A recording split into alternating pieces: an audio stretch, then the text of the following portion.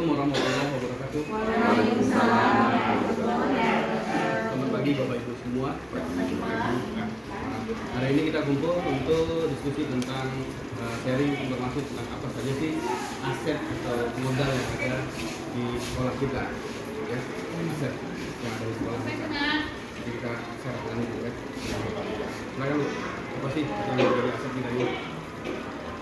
Baik, untuk mengidentifikasi aset yang ada di SMP Negeri 1 Palimanan ini, itu ada 7 aset yang harus kita identifikasi. Itu yang pertama ada modal manusia, kemudian yang kedua ada modal sosial, kemudian yang ketiga ada modal politik, yang keempat ada modal agama dan budaya, yang kelima ada modal fisik, yang keenam ada modal lingkungan, dan yang ketujuh ada modal finansial. Dan keseluruh aset ini itu digunakan untuk melakukan program, membuat program yang berpihak kepada murid untuk kemajuan murid nantinya di masa mendatang. Berarti kita pagi hari ini membahas aset yang dimiliki oleh SMP Negeri 1 Palimanan. Aset-aset yang dimiliki oleh SMP 1 Palimanan ini yang pertama adalah aset manusia. Ya, aset manusia itu yang paling utama pasti kepala sekolah yang nomor. Ya, sesuai dengan peraturan pemerintah, kepala sekolah juga punya aturan tertentu yang harus dipenuhi kualifikasinya. Yang pertama, kalau di sekolah kita, kepala sekolah sudah berkualifikasi S2 pendidikannya, kemudian sudah memiliki sertifikat pendidik, kemudian sudah memiliki NUKS, yaitu nomor unit kepala sekolah, kemudian sudah memiliki masa kerja 13 tahun. Kemudian guru sebagai aset manusia juga di sekolah kita memiliki 43 guru, terdiri dari 28 guru ASN dan 15 orang guru non ASN. Kemudian guru yang ASN tadi semua sudah memiliki sertifikasi pendidik, artinya sudah sangat kompeten dan memang dipercaya oleh pemerintah dalam mendidik anak-anak kita di sekolah ini. Kemudian guru-guru kita yang non ASN sebanyak 15 orang juga sudah memiliki masa kerja di atas 3 tahun, sudah cukup berpengalaman. Kemudian di ketatausahaan kita memiliki 1 orang kepala tata usaha yang ASN yang dibantu oleh 10 orang pegawai tata usaha lainnya. Selanjutnya yang kedua adalah modal sosial. Modal sosial kita memiliki organisasi internal kita yaitu STM atau Serikat Tolong Menolong sebagai sarana kita atau wadah kita untuk saling membantu sesama guru dan warga sekolah.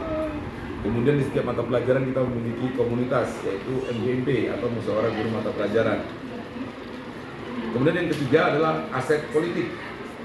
Aset politik ini berarti adalah kewenangan dan kebijakan sekolah yang dikeluarkan oleh kepala sekolah dalam memajukan pendidikan dan pembelajaran di sekolah ini.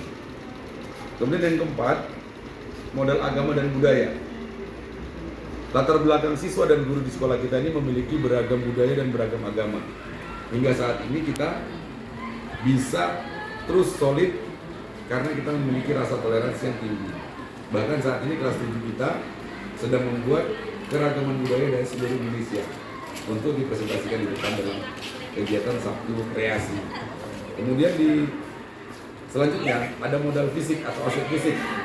Bahwasanya sekolah kita juga sudah memiliki sarana yang lengkap. Tidak hanya gedung belajar yang permanen, nyaman, tapi juga sudah memiliki laboratorium komputer, lab IPA, aula, lapangan olahraga, UKS, perpustakaan, musola, dan kamar mandi. Kemudian yang keenam, aset lingkungan. Ya. Yang pertama, lingkungan sekolah kita ini termasuk lingkungan yang bersih, rapi, asri, sejuk, dan nyaman. Ya, sehingga sangat mendukung proses pembelajaran. Kemudian sekolah kita juga dekat dengan objek-objek wisata yang ada di sini, seperti pantai-pantai yang terkenal, karena hal itu juga akan memberikan dampak positif kepada anak-anak kita dalam memotivasi untuk terus belajar agar mereka jadi pelaku industri pariwisata di Pantai Cermin ini. Kemudian yang terakhir yaitu aset finansial. Yang ketujuh aset finansial. Selain dos reguler, sekolah kita juga memiliki sumber dana lain yaitu bos kinerja. Kemudian ada juga sumbangan orang tua siswa yang tidak mengikat dan tidak dipaksakan, dengan sukarela. Alumni dan orang tua siswa kita juga menyumbang ke sekolah. Kemudian adanya infak yang kita berikan untuk pembangunan musola se-Kabupaten Serdang Bedagai. Kemudian ada koperasi guru dan pegawai yang ada di sekolah kita yang mendukung proses keuangan di sekolah kita lah, ya Bapak Ibu. Nah jadi itu ada 7 aset kita yang kita miliki dan saat ini sedang kita maksimalkan, kita manfaatkan keadaannya. Nah, itulah kira-kira Bapak Ibu ada yang dimasukkan tentang itu? Ya silakan. Tadi salah satu aset yang ada di antara 7 aset yang ada di sekolah kita, salah satunya adalah aset politik kebijakan Bapak sebagai kepala sekolah. Saya mau tanya, ingin tahu apa sih sebenarnya yang menjadi kendala dalam membuat kebijakan di sekolah kita? Itu yang jadi pertanyaan saya. Nah itu kendala, ya.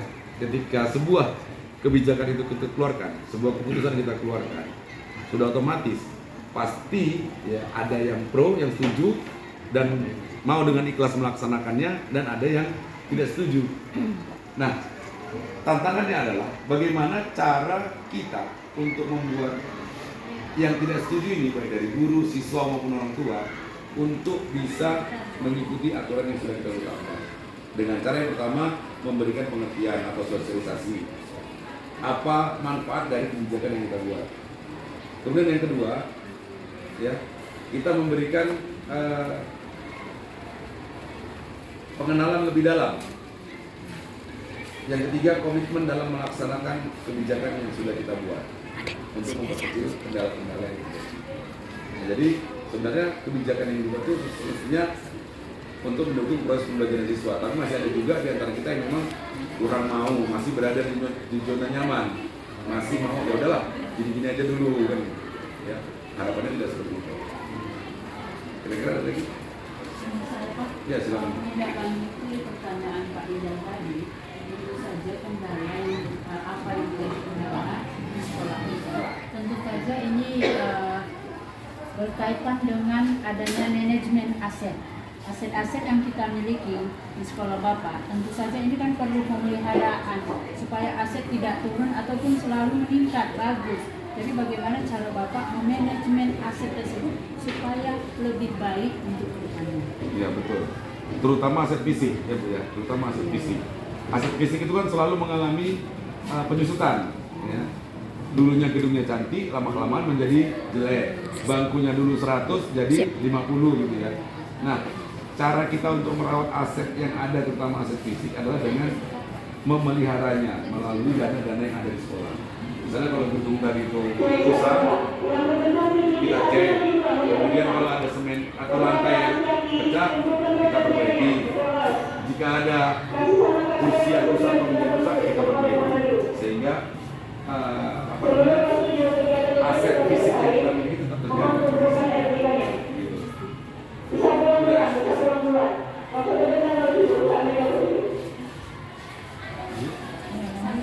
Ya silakan. Mengenai aset modal manusia tadi, sedikit saya tambahkan.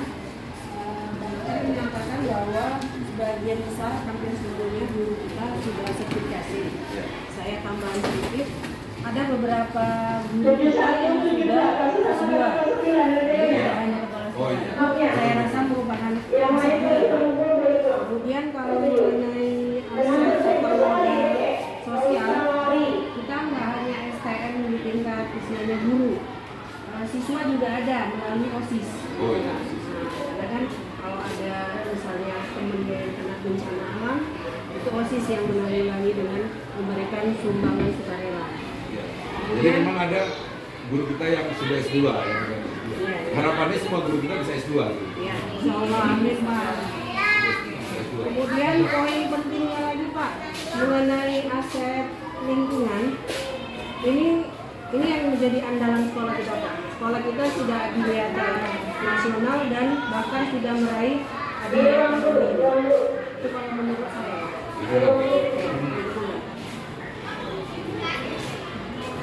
Mungkin sedikit saya ingin menambahkan untuk aset agama, kita mengakui keberagaman agama yang ada di sekolah kita. Untuk itu kayaknya sekolah kita sudah memberikan fasilitas ruang agama, baik itu ruang agama Kristen Protestan dan ruang agama Kristen Katolik sudah kita penuhi untuk aset agama. Jadi semua agama sudah Ya, terfasilitasi.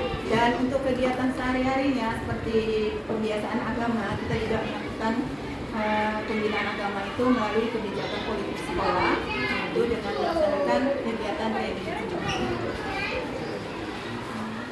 Selain itu juga mungkin tambahannya bahwa modal yang kita gunakan yaitu aset-aset di sekolah juga dimanfaatkan untuk kebutuhan siswa seperti adanya sarana ekskul yang menampung segala minat dan bakat siswa disesuaikan. Sehingga kita dapat keahlian sesuai dengan bakat yang mereka inginkan seperti paskibra, musik silat termasuk juga pramuka yang mengajarkan Berarti ekskul itu juga manusia yang dilakukan melalui aset politik.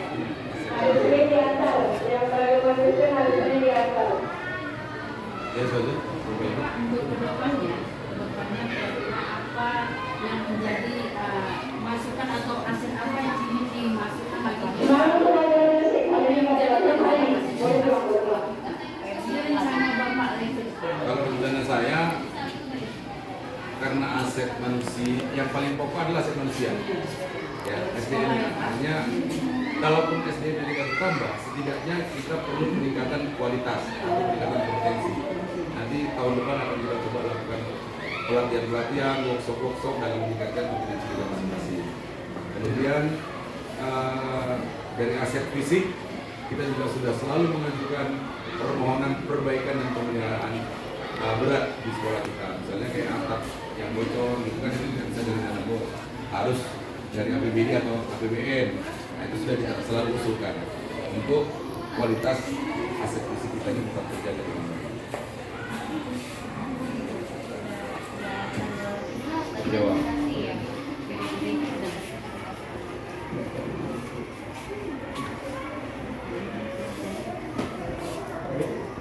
Sudah jelas ya.